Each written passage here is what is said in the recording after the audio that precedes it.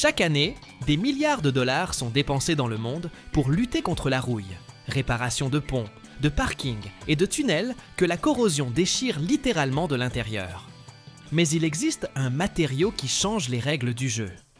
Il est 4 fois plus léger que l'acier, 2 fois plus résistant à la traction, et ne sait absolument pas ce qu'est la rouille. C'est l'armature en fibre de verre, un nouveau venu qui fait déjà trembler l'acier. Le marché de ce matériau croît de 12% par an. Et aujourd'hui, vous allez voir comment, à partir de centaines de bobines de fils de verre plus fins qu'un cheveu et d'un baril de résine, naît le matériau de construction du futur. Et à la fin, un secret qui changera à jamais votre vision du béton.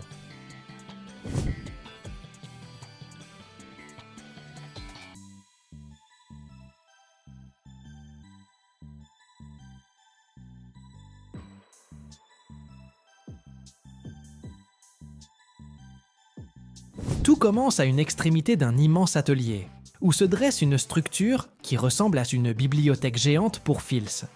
C'est ce qu'on appelle un cantre. Sur un mur de plusieurs mètres de haut, sont installées en rangées bien ordonnées des centaines, parfois des milliers, d'énormes bobines. Sur chacune d'elles est enroulé un fil de verre très fin, ou roving. Ce n'est pas le verre de nos fenêtres. C'est une fibre de verre spéciale, produite en faisant fondre du verre et en l'étirant à travers des orifices microscopiques. Le résultat, ce sont des fils plus fins qu'un cheveu humain, mais avec une résistance à la traction incroyable. C'est eux qui seront notre squelette, notre armée intérieure qui donnera à la tige sa résistance folle. De chacune de ces centaines de bobines part un fil distinct, et tous se rassemblent en une seule mèche épaisse et duveteuse. C'est comme si des milliers de ruisseaux se jetaient dans une grande rivière. Cette mèche sèche et blanche, c'est l'âme de la future armature.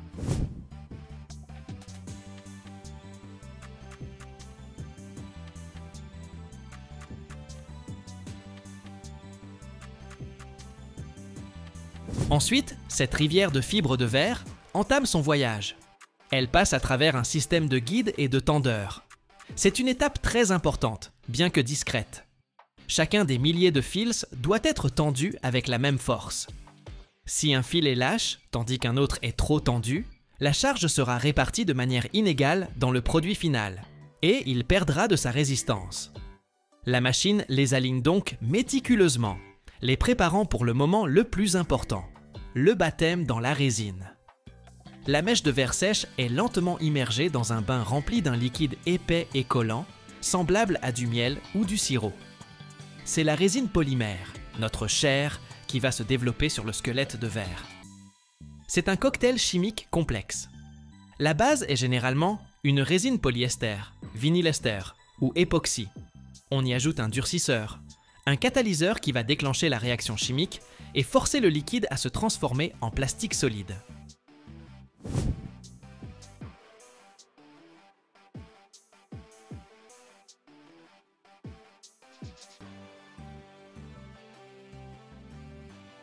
On peut aussi y ajouter divers additifs, des pigments pour la couleur, des inhibiteurs d'UV pour que l'armature ne craigne pas le soleil, et des retardateurs de flamme pour la résistance au feu.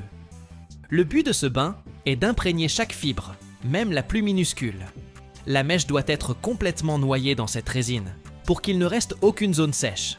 La mèche, imprégnée et lourde de résine collante, sort du bain et se dirige vers son point de naissance, la filière de formage.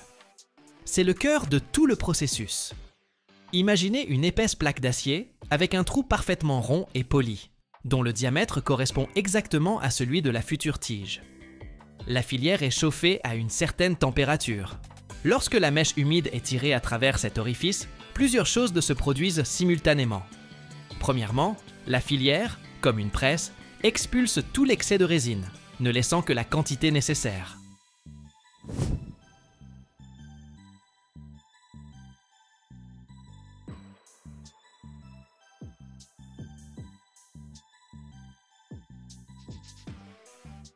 Deuxièmement, elle comprime fermement toutes les fibres de verre ensemble, formant une tige parfaitement ronde.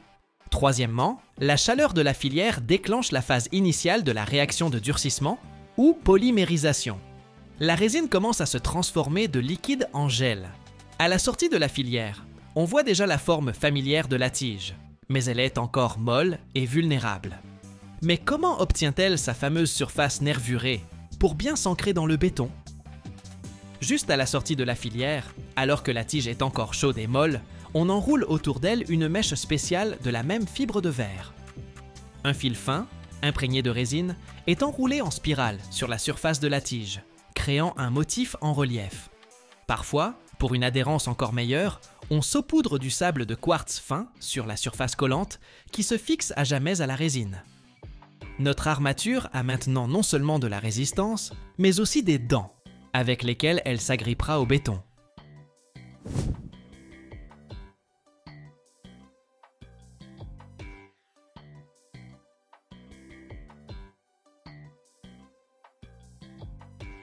La tige, formée et enroulée, entre dans la plus longue partie de la machine, le tunnel de durcissement, ou four de polymérisation. C'est une longue chambre qui peut s'étendre sur des dizaines de pieds, à l'intérieur de laquelle une haute température est maintenue, généralement 400 degrés Fahrenheit. C'est là que la transformation finale a lieu. Ce n'est pas un simple séchage. Sous l'effet de la chaleur, les molécules de résine commencent à se lier activement les unes aux autres, formant un réseau tridimensionnel, solide et rigide. Le sirop liquide et collant se transforme en un matériau composite extrêmement solide et dur, qui lie à jamais des millions de fibres de verre en un seul monolithe. C'est comme la cuisson d'un gâteau. Pendant que la tige se déplace lentement à travers ce tunnel chaud, elle acquiert sa dureté finale, aussi dure que la pierre.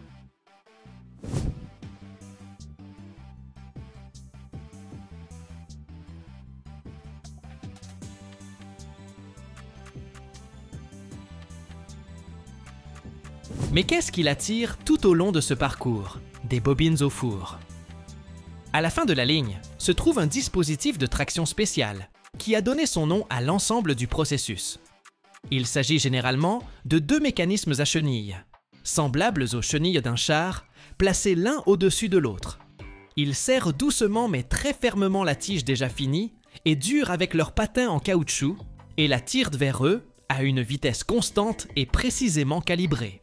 Ce sont eux qui créent la force qui tire la fibre de verre à travers le bain de résine, la filière de formage et le four. La vitesse de ce mouvement est l'un des paramètres les plus importants qui contrôlent la qualité du produit final. Et voilà, de l'autre côté de ce long convoyeur, apparaît une tige de fibre de verre infinie, parfaitement droite, dure et chaude.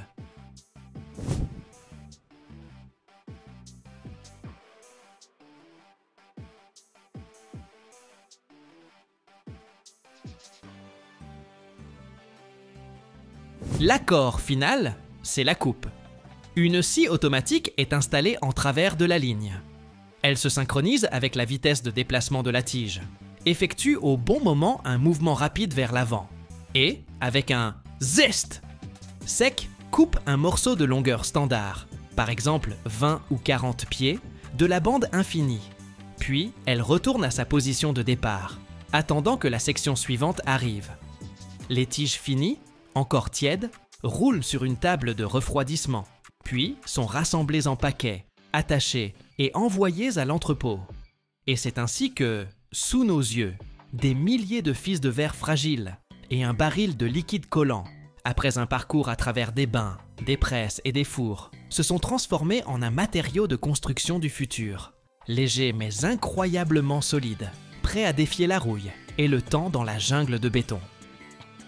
Le marché de l'armature en fibre de verre n'est pas encore un géant comme celui de l'acier, mais c'est le nouveau venu le plus cool et le plus audacieux de la fête, qui gagne rapidement en popularité.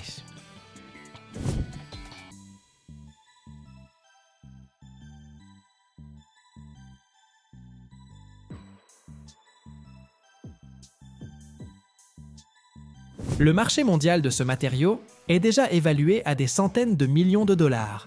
Et les prévisions sont tout simplement folles. On s'attend à ce qu'il croisse de 10 à 12% par an. Cela signifie que de plus en plus d'ingénieurs et d'architectes regardent l'acier rouillé et se disent « Mec, on peut faire mieux ». Et maintenant, parlons des principaux atouts qui font que l'armature en acier fume nerveusement dans son coin.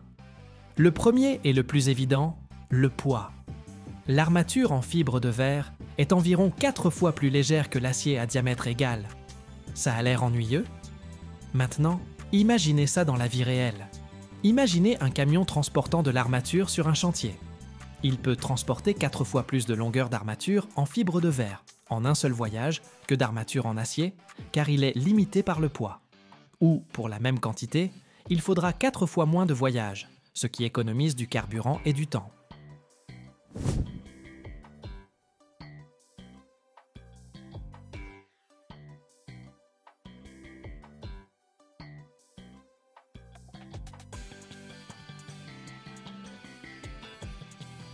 Sur le chantier même, 2 ouvriers peuvent facilement transporter des rouleaux entiers ou des paquets de tiges en fibre de verre, alors que pour déplacer de l'acier, il faut une grue.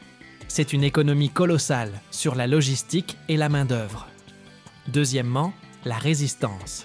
Et là, la fibre de verre monte sur le ring et met l'acier KO au premier round. Sa résistance à la traction est environ 2 fois supérieure à celle de l'armature en acier standard. Pour que vous compreniez, pour rompre une tige en fibre de verre, il faut appliquer 2 fois plus d'efforts que pour une tige en acier de même diamètre. Cela signifie que dans certaines structures, on peut utiliser une armature de plus petit diamètre, économisant encore plus de poids et de volume. C'est comme comparer une corde ordinaire à une corde d'alpinisme. Pour une épaisseur moindre, elle supporte des charges beaucoup plus importantes.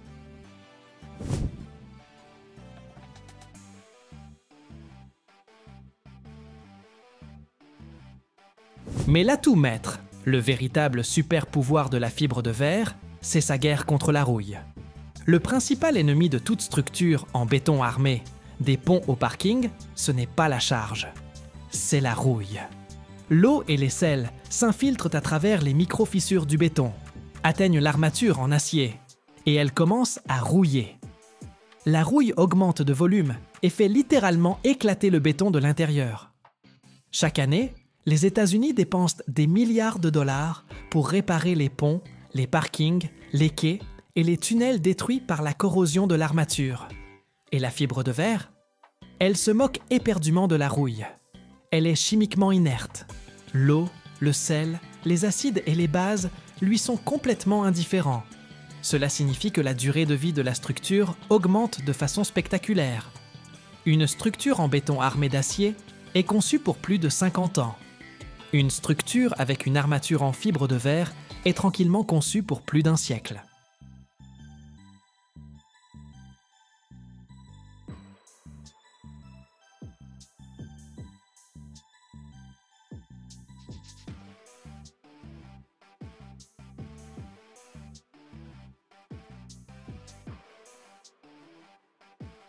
Chaque année, des milliards de mètres carrés de plaquage sont produits dans le monde.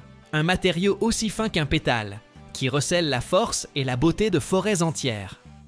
Imaginez, à partir d'une seule grume, on peut obtenir une surface suffisante pour recouvrir un terrain de football. C'est pourquoi cette industrie pèse plus de 40 milliards de dollars par an. Mais que se cache-t-il derrière ce chiffre? Comment un simple arbre passe-t-il par des cures thermales, des tunnels de feu et une rencontre avec des lames aussi tranchantes qu'un scalpel pour devenir un meuble de luxe? Et quelle découverte cachée vous fera voir à jamais cette fine bande de bois d'un autre œil? Regardez attentivement. À la fin, vous découvrirez un secret que presque personne ne soupçonne.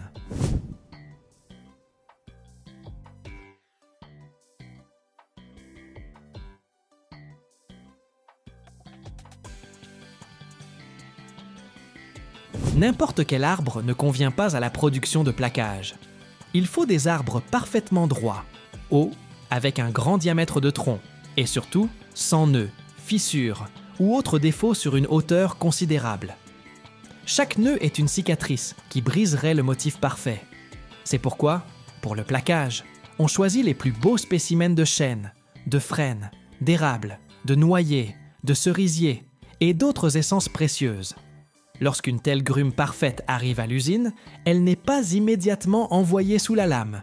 Elle a rendez-vous dans un spa industriel. Les grumes sont immergées dans d'immenses bassins d'eau chaude ou placées dans des chambres spéciales où l'on injecte de la vapeur chaude. Ce n'est pas pour la propreté.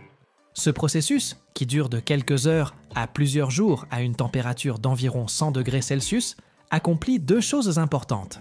Il ramollit le bois, le rendant plus plastique et plus docile pour la coupe, et il modifie sa couleur, la rendant plus riche et uniforme.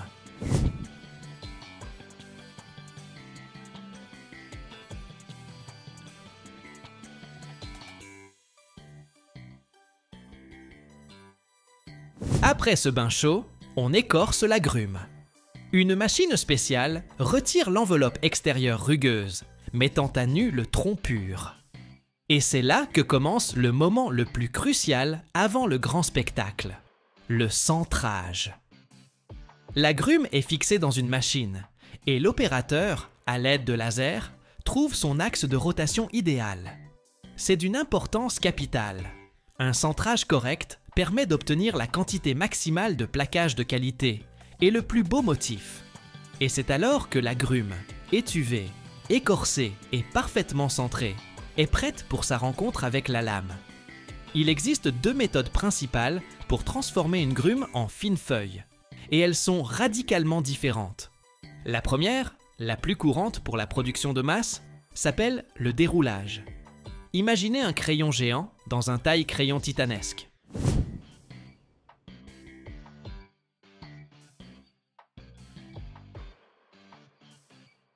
La grume se met à tourner sur son axe, et un très long couteau, affûté comme une lame de rasoir et long comme la grume elle-même, s'approche lentement. Le couteau pénètre dans le bois en rotation et commence à en découper une bande de plaquage continue et large, d'une épaisseur de seulement 1,5 à 3 mm. C'est comme si on déroulait un rouleau d'essuie-tout. De la machine sort une feuille infinie, humide et flexible, qui est ensuite découpée en morceaux de la taille souhaitée. Cette méthode est très productive, mais elle donne un motif caractéristique et un peu aléatoire, qui n'est pas toujours apprécié dans les meubles de luxe. La seconde méthode, utilisée pour obtenir le plus beau plaquage décoratif, s'appelle le tranchage. Ce n'est plus un taille-crayon, mais la plus grande trancheuse à fromage du monde. Ici, la grume, ou une partie de celle-ci sciée en billon, est solidement fixée sur une plateforme mobile. Et au-dessus, ou sur le côté, se trouve un couteau massif et affûté.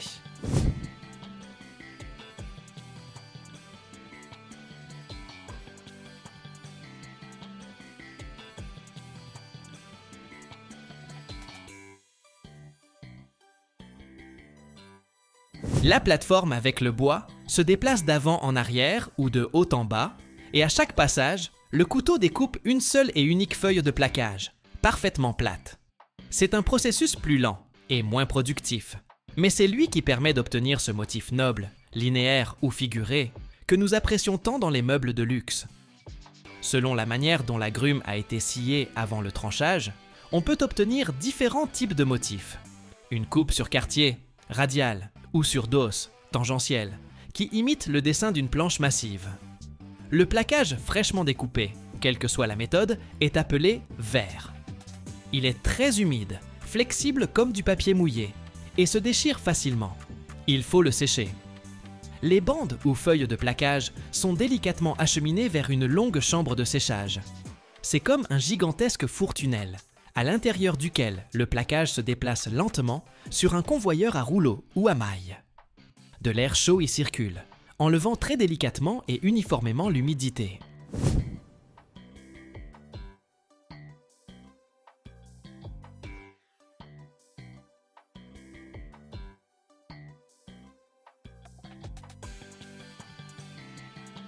Le processus est rigoureusement contrôlé, car un séchage trop rapide ferait craquer ou gondoler le plaquage.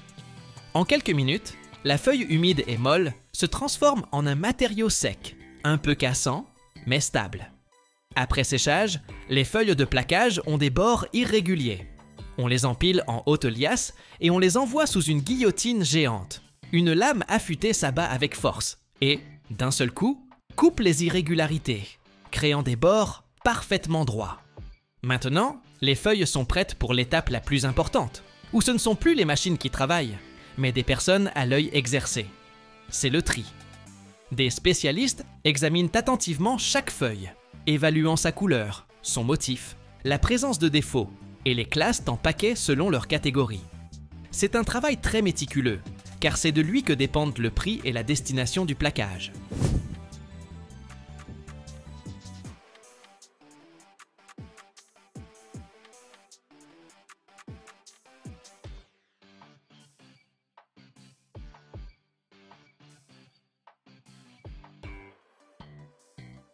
Mais les feuilles de plaquage individuelles sont souvent trop étroites pour fabriquer, par exemple, un plateau de table. Il faut donc les assembler en une seule grande laise. Ce processus s'appelle l'assemblage ou le jointage. 2 feuilles au bord parfaitement droits sont introduites dans une machine spéciale. Elle les presse fermement l'une contre l'autre et un mécanisme spécial les assemble. Il peut s'agir d'un fin fil de colle appliqué en zigzag ou d'une bande de papier gommé. Le résultat est une grande feuille de plaquage continue, prête à être collée sur un support. Et c'est ainsi que, après un parcours allant de l'arbre majestueux dans la forêt, en passant par un bain chaud, une lame affûtée comme un scalpel et le tunnel de feu d'un séchoir, naît ce matériau fin comme un pétale, qui porte en lui toute la beauté, l'histoire et le caractère unique de la forêt, prête à offrir un morceau de celle-ci à nos foyers.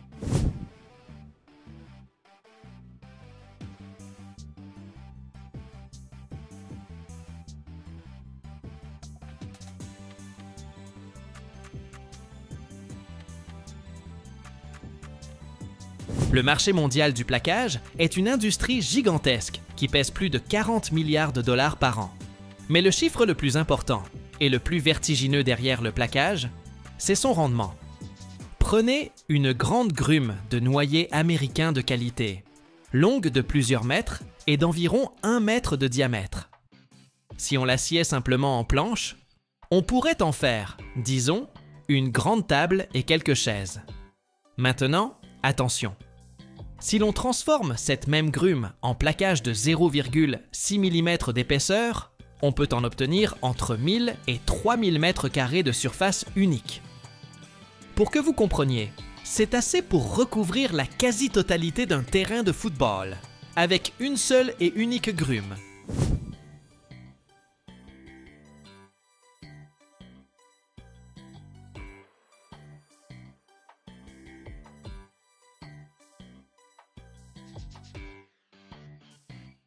L'utilisation du plaquage réduit le besoin d'abattre des arbres d'essence précieuse de 98% par rapport à la fabrication de meubles en bois massif.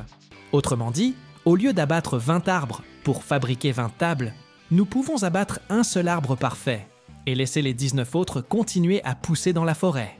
Cela fait du plaquage l'une des manières les plus éco-responsables d'utiliser le bois. Donc, ces milliards de dollars, ce ne sont pas juste de l'argent. C'est la preuve que la beauté et la rationalité peuvent aller de pair, nous permettant de profiter des motifs uniques de la nature sans lui infliger de dommages irréparables.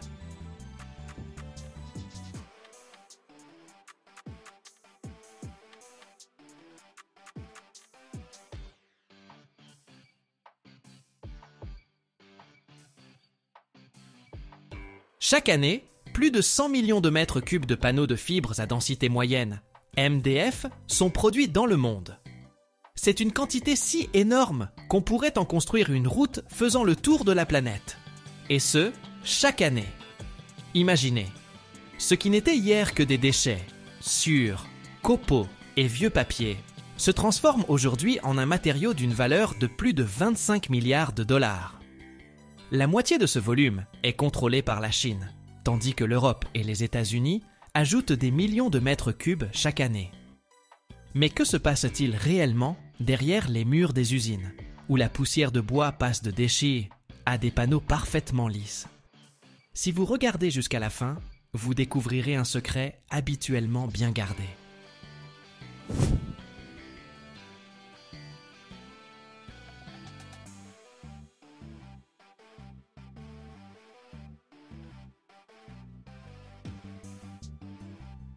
La base des panneaux de fibres à densité moyenne, ce ne sont pas des grumes entières, mais ce qui était autrefois considéré comme des déchets, sciures, copeaux, chutes de bois et même de vieux papiers à recycler.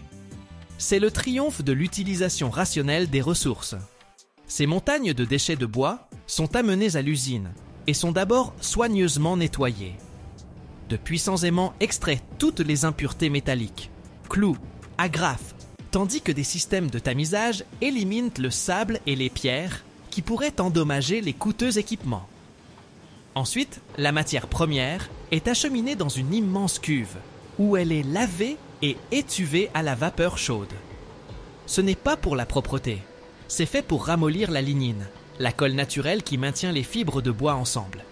Maintenant commence l'étape la plus importante, celle qui distingue le MDF de son cousin plus grossier, le panneau de particules.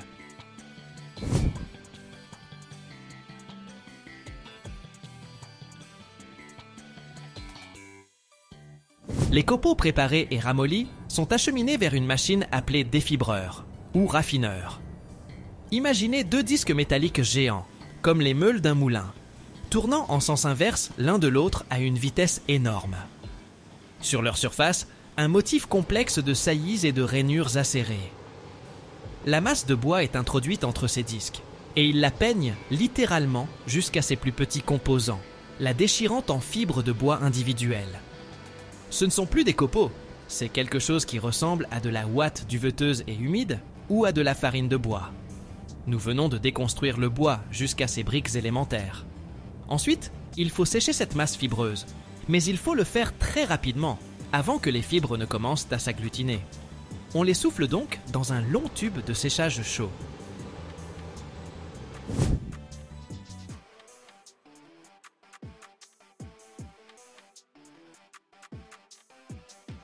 Un flux d'air chaud saisit les fibres, et pendant qu'elles volent à travers ce tube, toute l'humidité excessive s'en évapore. Et c'est là, alors que les fibres sont encore chaudes et volent dans ce tourbillon, que se déroule l'étape clé suivante, l'encollage. Un fin brouillard de liant est pulvérisé dans le flux d'air par des buses spéciales. C'est de la résine urée-formaldéhyde, notre colle. Ce brouillard enveloppe chaque minuscule fibre, la recouvrant d'un film fin et collant. C'est une méthode très efficace qui garantit une répartition parfaitement uniforme de la colle. Maintenant, cette masse imprégnée de résine, sèche et légère comme du duvet, est prête à devenir un panneau. Elle arrive dans la machine de formage. Un flux de fibres se dépose sur un large convoyeur en mouvement, formant un tapis épais, duveteux et absolument uniforme. Des rouleaux spéciaux le compactent légèrement, et des couteaux géants en découpent des morceaux de la longueur souhaitée. Cela ressemble déjà au futur panneau, mais pour l'instant, ce n'est qu'un matelas épais et mou de duvet de bois.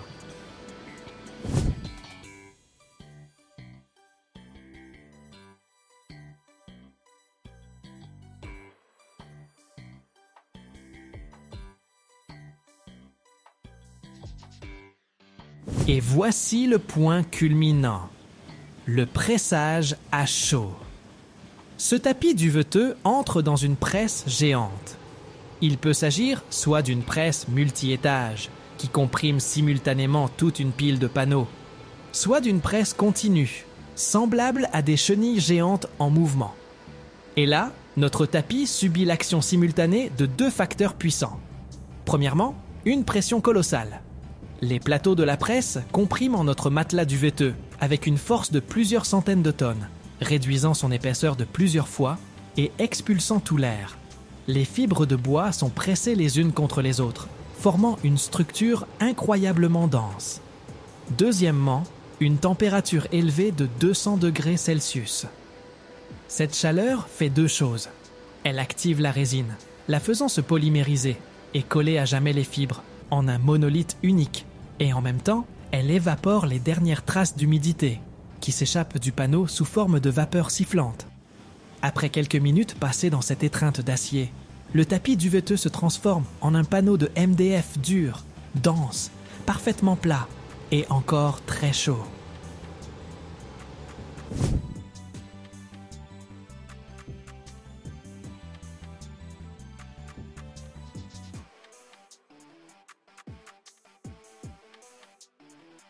Après la presse, on ne peut pas simplement empiler les panneaux chauds.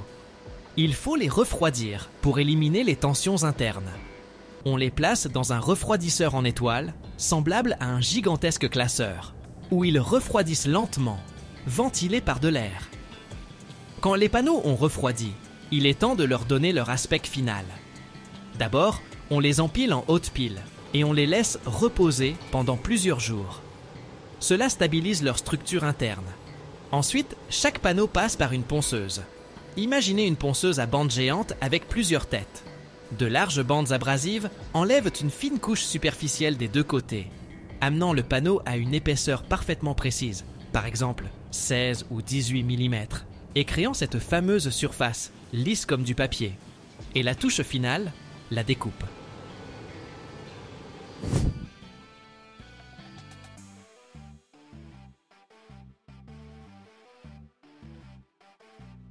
D'énormes scies découpent les grands panneaux technologiques aux formats commerciaux standards. Après cela, chaque lot subit un contrôle qualité rigoureux. On vérifie sa densité, sa résistance, son épaisseur et la qualité de sa surface. Les panneaux finis, parfaitement lisses, sont marqués, emballés et envoyés aux usines de meubles, où ils deviendront la base d'objets élégants et stylés dans nos maisons, démontrant silencieusement le noble chemin que peut parcourir la simple poussière de bois.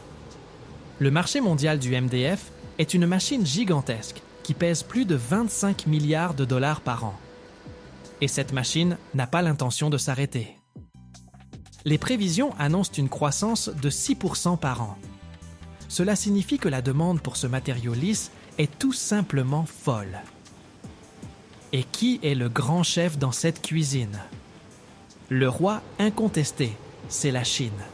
Elle produit plus de 50% de tout le MDF dans le monde.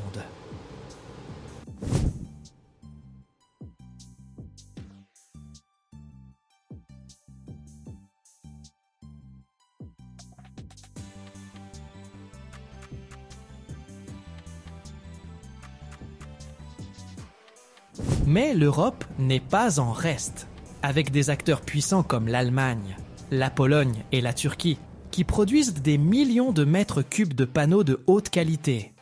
Et maintenant, parlons des volumes. Chaque année, environ 100 millions de mètres cubes de MDF sont produits dans le monde. C'est un chiffre si énorme qu'il est impossible de se le représenter. Essayons quand même. Imaginez une route. Si l'on prenait toute cette quantité de MDF et qu'on en construisait une route de 10 mètres de large et de 25 cm d'épaisseur, cette route pourrait faire le tour de notre planète le long de l'équateur. Chaque année, c'est un flux infini de matériaux qui se transforment en meubles, portes et panneaux pour nos maisons.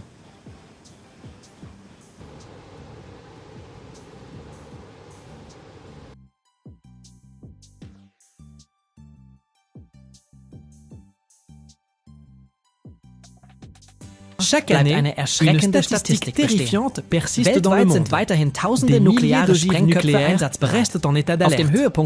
Au sommet de la guerre froide, il y en avait plus de 70 000. Et aujourd'hui, environ 12 500.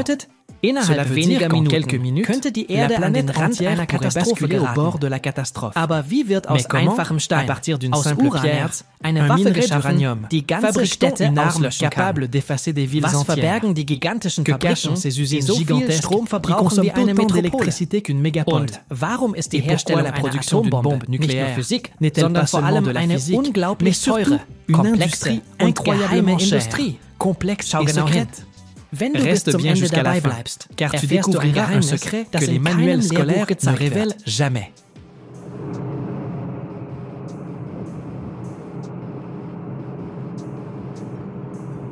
Au sommet de la guerre froide, dans les années 1980, l'arsenal nucléaire mondial comptait plus de 70 000 ogives. Aujourd'hui, grâce au traité de désarmement, ce chiffre a beaucoup diminué, mais il reste effrayant. Au début de l'année, on comptait environ 12 500 ogives dans le monde. Parmi elles, près de 9 600 sont stockées dans des dépôts militaires, et le reste attend d'être détruit. Le chiffre le plus inquiétant, environ 3 800 ogives sont déjà déployées sur des missiles et des bases. Donc, en état de pleine alerte. Cela veut dire qu'elles peuvent être lancées en quelques minutes. Tout commence dans une mine. où l'on extrait le minerai d'uranium. Nach dem Zerkleinern und einer chemischen Behandlung entsteht ein Konzentrat, der sogenannte Yellow Cake.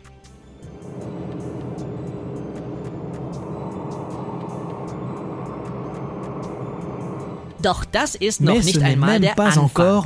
In diesem Konzentrat bestehen 99,3% aus gutem, stabilem Uran 238, das sich für Bomben nicht eignet. Und nur 0,7% sind das Problematische, instabile Uran 235, Ce sont des jumeaux chimiques. Ils se comportent de la même manière. Impossible de les séparer par simple chimie. Leur seule différence, c'est un poids microscopique. L'atome d'uranium 235 est légèrement plus léger. Pour exploiter cette différence de poids, il faut transformer l'uranium solide en gaz. On le convertit en hexafluorure d'uranium, une substance très corrosive et dangereuse, qui devient gazeuse à une température relativement basse. Et maintenant commence l'étape la plus complexe, l'enrichissement. Cela se fait dans une usine gigantesque de la taille d'une ville, composée de milliers et de milliers d'appareils identiques reliés en cascade. Cela peut être, par exemple, des centrifugeuses à gaz ou des systèmes de diffusion gazeuse.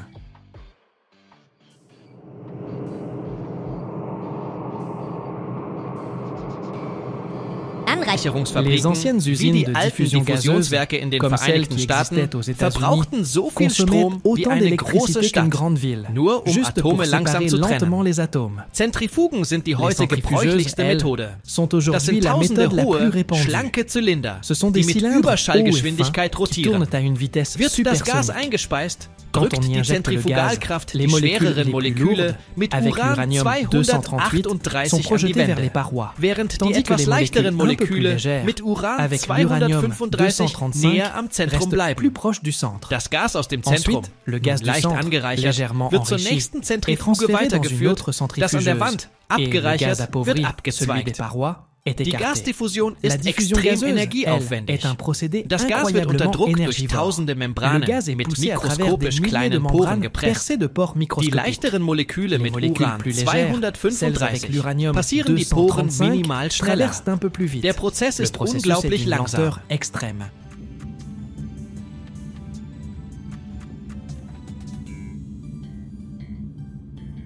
Nach einem einzigen Durchlauf steigt die Konzentration an Uran 235 augmente nur seulement de quelques Hundertstel Prozentpunkte. Pour passer des 0,7% naturels aux 90% nécessaires pour l'armement, le gaz doit franchir des milliers d'étapes. Cela peut durer des mois et nécessite une quantité colossale d'énergie, comparable à celle d'une grande ville. Une fois l'hexafluorure d'uranium hautement enrichi obtenu, on le reconvertit en métal solide, à partir duquel on peut fabriquer les pièces destinées à une charge nucléaire. Mais il ne faut pas seulement de l'uranium, il faut aussi du plutonium. Le plutonium 239 n'existe quasiment pas dans la nature. Il faut le créer artificiellement. Cela se fait dans un réacteur nucléaire. On y charge de l'uranium ordinaire, non enrichi.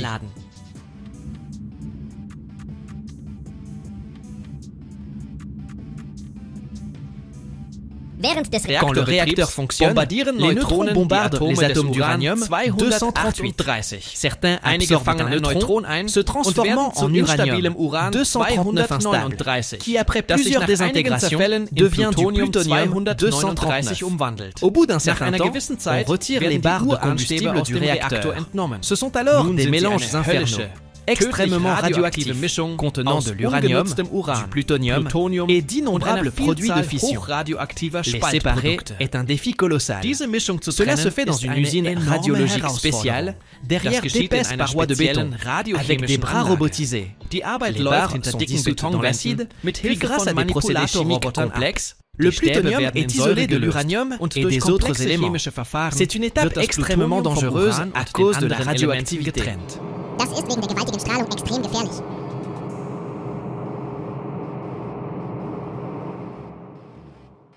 Le plutonium pur obtenu est transformé en métal. C'est un matériau très capricieux, avec plusieurs états cristallins et hautement toxiques. On en fabrique ensuite des pièces pour l'arme. Pour produire seulement un gramme de plutonium, il faut traiter plusieurs tonnes de minerai d'uranium et brûler des tonnes de combustible nucléaire dans un réacteur. Une fois les matières obtenues, il faut les faire exploser. Il existe deux grands concepts. Le type canon. D'un côté, un morceau d'uranium, plus petit que la masse critique. De l'autre, un deuxième morceau, lui aussi sous-critique.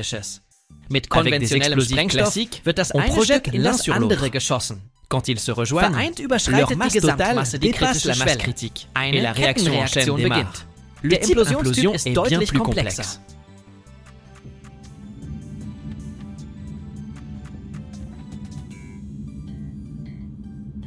Man On prend une sphère de plutonium ou d'uranium, plus petite que la masse critique.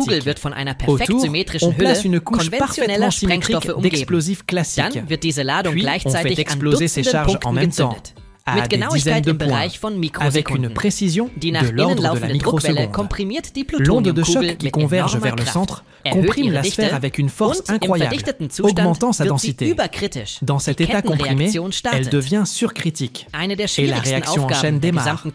Créer une onde explosive aussi parfaitement symétrique est l'un des défis d'ingénierie les plus extrêmes de toute la conception. Comme tu le vois, fabriquer une bombe nucléaire n'est pas seulement assembler des pièces, mais mettre en place une immense infrastructure industrielle, incroyablement coûteuse et technologiquement avancée, juste pour obtenir des matières fissiles. Cela demande des décennies, des milliards de dollars, des technologies uniques, une énergie colossale et une armée de scientifiques et d'ingénieurs hautement qualifiés. C'est justement cette complexité qui constitue le véritable frein à la prolifération.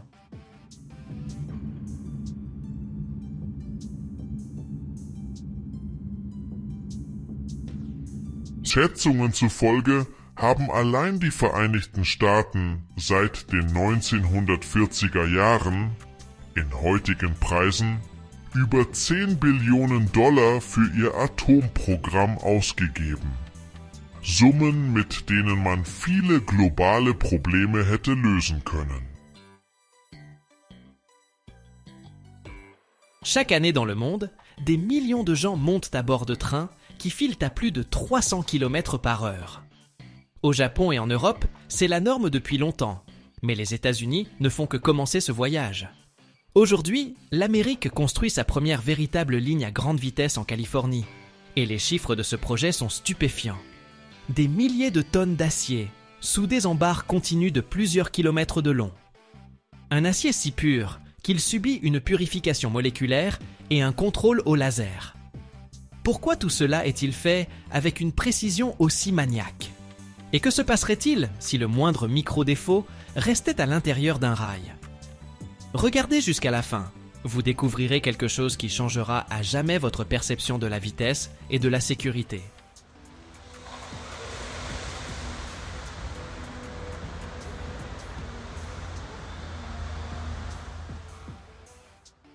Les États-Unis sont des novices dans le club des véritables lignes à grande vitesse. Contrairement à l'Europe ou au Japon, où les trains circulent à plus de 300 km par heure depuis des années, l'Amérique ne dispose pour l'instant que d'une seule ligne que l'on peut qualifier de rapide, l'Asla Express sur la côte Est. Mais même celui-ci n'atteint sa vitesse maximale de 240 km par heure que sur de courtes sections spécialement modernisées. Sur la majeure partie du trajet, il roule beaucoup plus lentement à cause d'une infrastructure vieillissante. Mais la véritable révolution se déroule en ce moment même en Californie. On y construit la première véritable ligne à grande vitesse du pays, conçue pour des vitesses de plus de 350 km par heure. Et là, les chiffres deviennent vraiment astronomiques, car pour une telle vitesse, il ne faut pas de simples rails, mais un chef-d'œuvre d'ingénierie.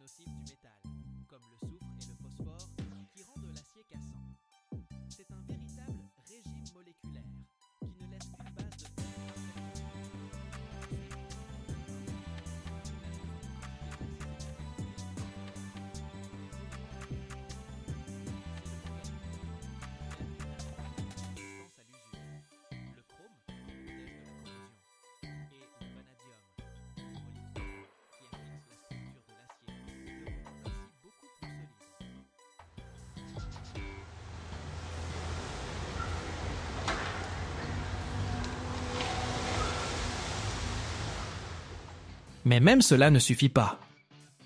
Pour se débarrasser du dernier ennemi, le plus insidieux, les gaz dissous comme l'hydrogène, qui peuvent provoquer des micro-fissures, l'acier subit un traitement sous vide. La poche contenant le métal en fusion est placée dans une chambre dont on aspire l'air. Sous vide, l'acier se met littéralement à bouillir et tous les gaz indésirables s'en échappent. Ce n'est qu'après ce processus d'une pureté presque stérile que l'acier est coulé dans des moules, donnant naissance à de massifs lingots rectangulaires, les blooms.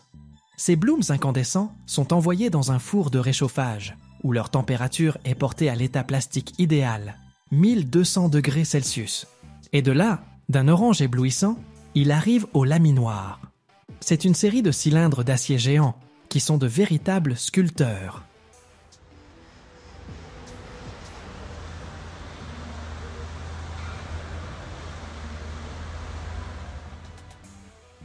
En passant à travers des dizaines de paires de ces cylindres, chacun ayant un calibre unique, la barre informe s'étire sous nos yeux et prend progressivement le profil familier d'un rail. On forme le champignon massif sur lequel rouleront les roues, lame fine mais solide, et le patin large et stable par lequel le rail reposera sur les traverses. Chaque passage entre les cylindres est une pression colossale de plusieurs milliers de tonnes, qui ne se contente pas de changer la forme, mais compacte aussi la structure du métal, le rendant encore plus résistant. Mais le plus intéressant se produit après le laminage. Un rail ordinaire refroidit simplement lentement à l'air libre. Mais le rail pour train à grande vitesse subit un entraînement spécial, qui transforme sa surface en une véritable armure. Ce processus s'appelle la trempe du champignon du rail. Tout juste laminé, encore rougeoyant, le rail passe à travers une installation spéciale, où un jet d'eau ou d'un mélange aéro, précisément contrôlé, est projeté sur sa partie supérieure, le champignon.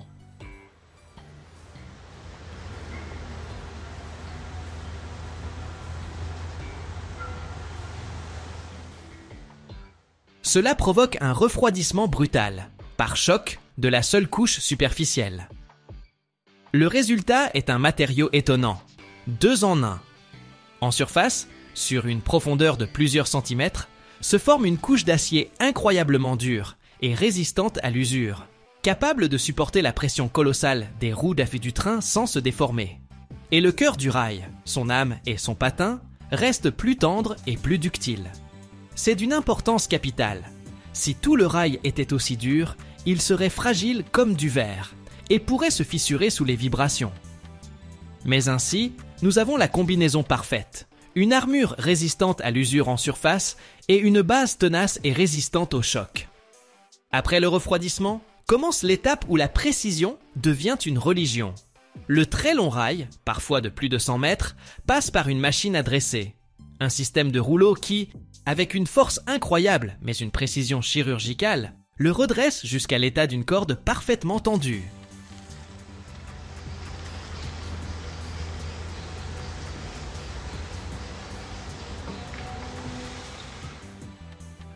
Le moindre écart, même d'1 millimètre, se transformerait en une vibration dangereuse à 300 km/h. Et c'est là qu'entrent en jeu les lasers et les ultrasons. Chaque mètre de rail est scanné par des capteurs laser qui vérifient sa géométrie, hauteur, largeur du champignon, symétrie du profil, avec une précision au centième de millimètre près. C'est comme prendre les mesures pour un costume de luxe, mais pour un géant d'acier. Parallèlement, un détecteur de défauts à ultrasons se déplace le long du rail. Il envoie des ondes sonores à l'intérieur du métal et analyse leur réflexion, à la recherche du moindre défaut interne caché, micro-fissure, bulle ou inclusion, invisible à l'œil nu. Tout rail présentant le plus petit défaut est impitoyablement mis au rebut.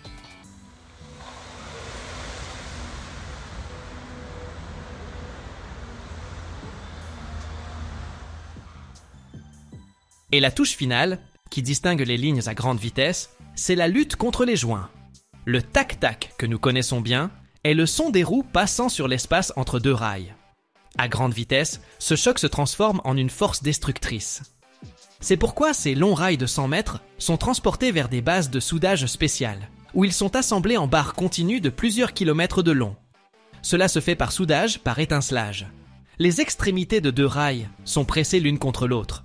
On y fait passer un énorme courant électrique qui chauffe le métal jusqu'à l'état plastique.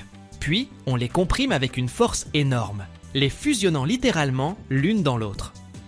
Ensuite, le joint de soudure est soigneusement poli pour obtenir une surface parfaitement lisse et est à nouveau contrôlé par ultrasons. Et ce n'est que ces rubans d'acier parfaitement droits, sans joint, incroyablement solides et vérifiés au micron près, enroulés sur des wagons-plateformes spéciaux comme du fil sur une bobine, qui sont prêts à partir pour leur destination, pour devenir la route silencieuse mais impeccable des trains les plus rapides de la planète.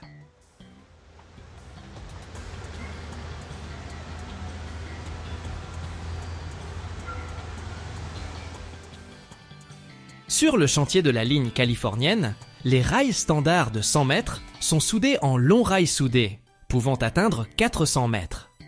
Puis, ces sections sont soudées entre elles sur place, créant des rubans d'acier de plusieurs kilomètres, absolument sans joint. Cela signifie que sur tout le trajet, le train ne fera pas le moindre tac-tac. Ce n'est pas seulement une question de confort pour les passagers. À 350 km/h, le moindre joint est un choc puissant qui détruit à la fois les roues et la voie elle-même.